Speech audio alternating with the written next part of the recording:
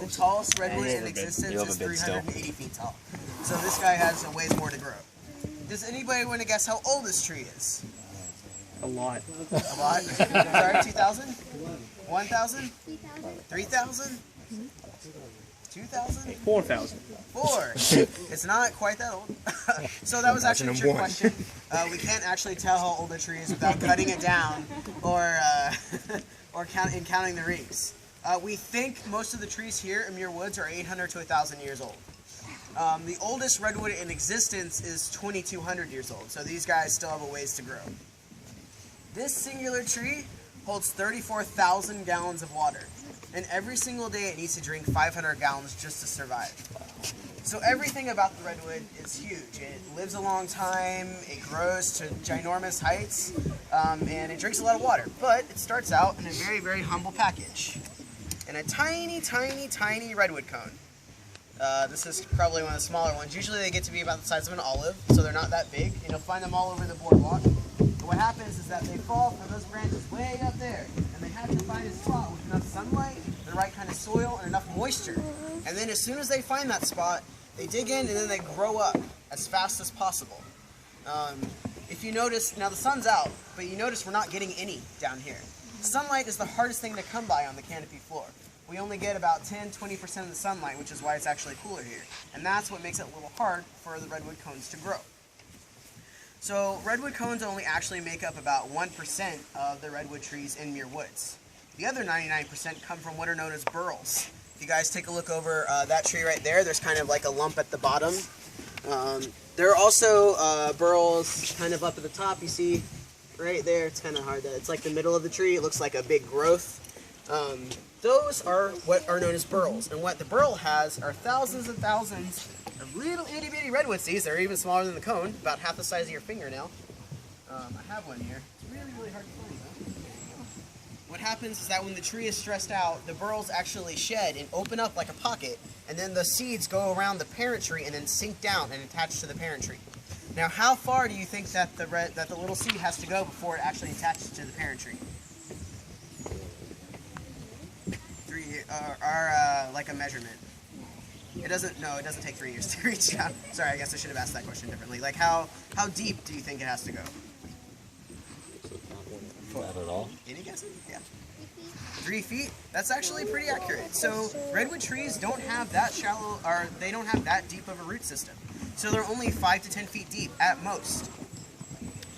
And the little seed actually can only sink down that far. Now, how do these guys stay up if their roots are only 5 to 10 feet deep? If we were to uncover the forest floor, which we would never do, but if we were, we would actually see that even though they're only 5 to 10 feet deep, they actually can reach out to each other and link with other redwood roots. And that's how they actually stay up for a really, really long time. They kind of lean on everybody else's shoulders, so to speak. Because when you're this tall, high winds are your enemy. So that's how they prevent themselves from falling over. So the seeds, the burls, the redwood seed sinks down, attaches itself, and then it uses the parent tree's resources, so mostly the water, to grow. Within the first year, the redwood can grow up to 6 feet tall. And then every year after that, for about 100 years, it can continue to grow that tall. After about 100, the height, it usually gets to the canopy. It still grows, but at a slower rate. And then that's when it starts getting a little wider. So a good example of what is known as a family circle is right behind you. So there's a big parent tree right straight in the middle, and then you can see 2 off to the side that probably came from a burl, and you can actually see one that got a little boost up. It's growing in between those 2, and then you can see this one right here. You can see where it's right attached at the trunk. That came from a burl. But you can tell that it's thinner. So that just means it's not as old as the other trees. Most of the redwoods in Muir Woods come from family circles.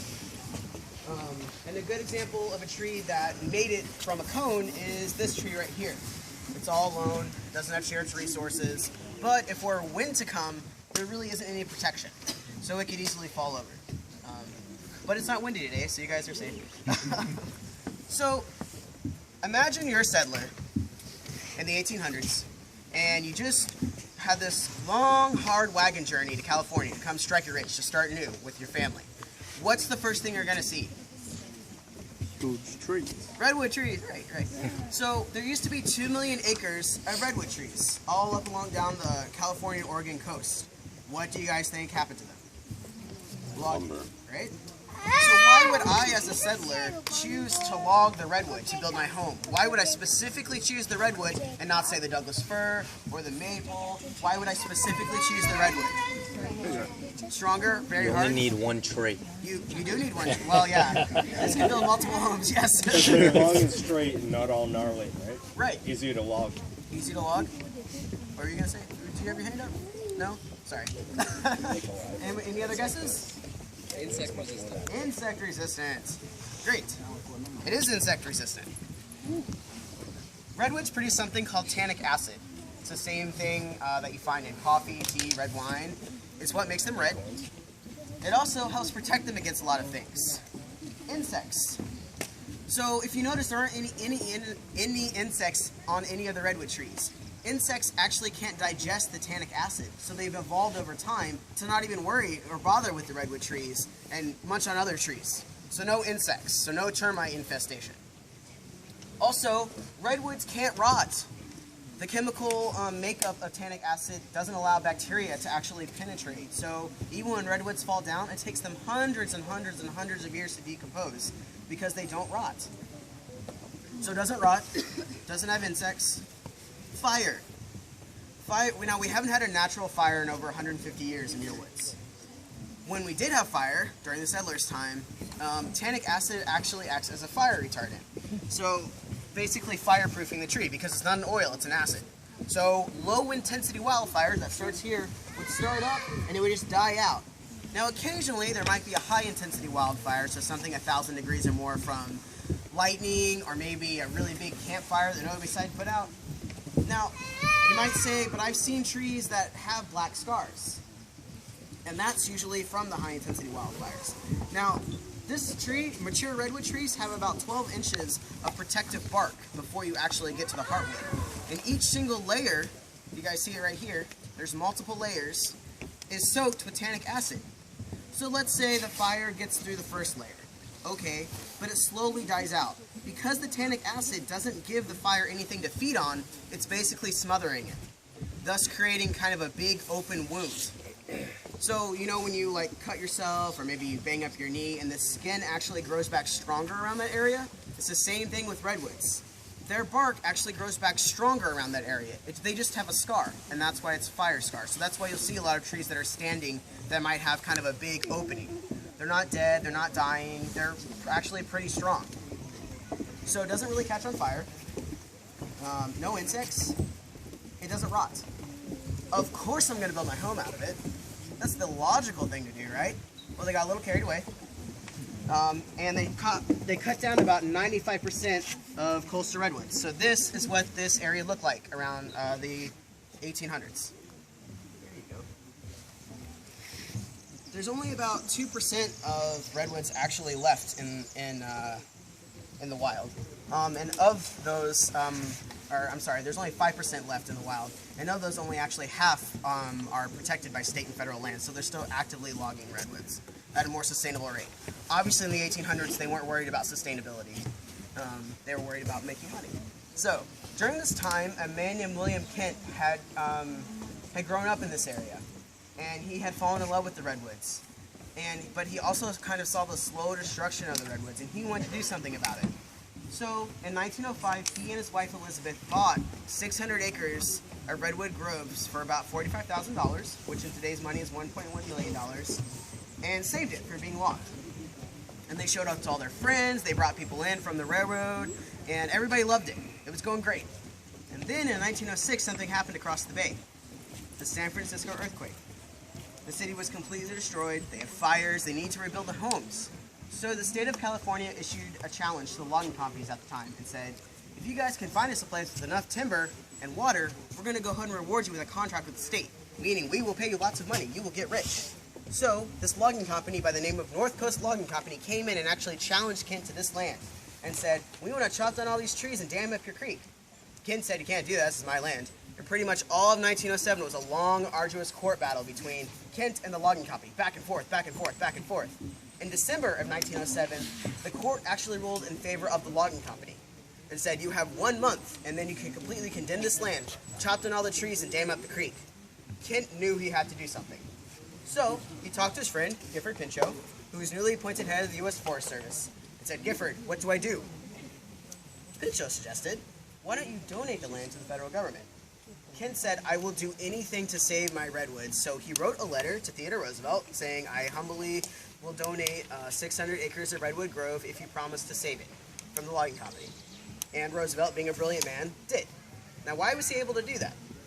If you notice when you come in, it says Muir Woods National Monument, not Muir Woods National Park. National parks have to go through Congress. And as we know, Congress takes a long time to do anything. Roosevelt knew this. And Roosevelt knew that Kent didn't have that much time.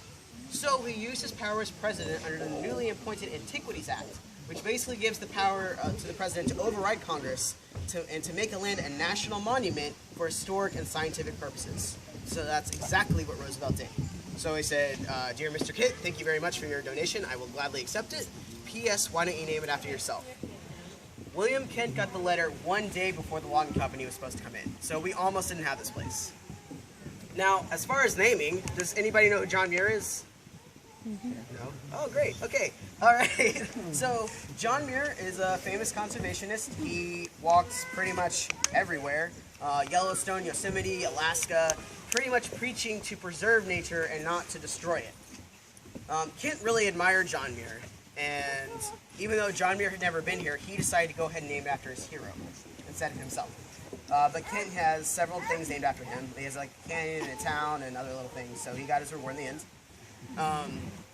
So on January 9th, 1908, Muir Woods National Monument opened up to the public, and here it is today for you guys.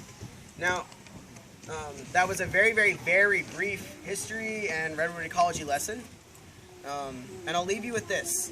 This park belongs to every single one of you. It's all yours.